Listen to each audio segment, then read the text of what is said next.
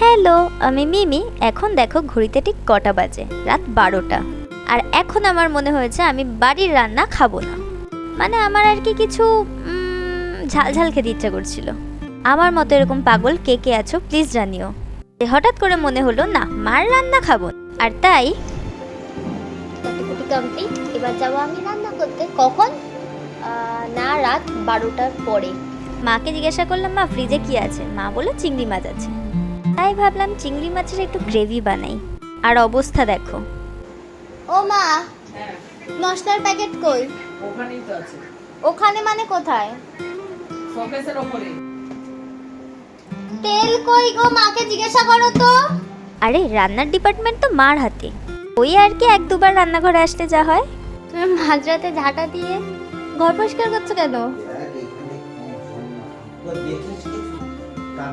তা রাত 12টার সময় মনে পড়লো? মনে পড়লো না, দেখছি এখানে এটা দিতে এসে। তুমি তো ঘুমাচ্ছিলা। উমা, রান্নাঘর থেকে বেরিয়ে এসে দেখি বাপি নাকি ডাইনিং এ ঝুল পরিষ্কার করছে। কিছুক্ষণ আগেও নাকি উনি ঘুমাচ্ছিল।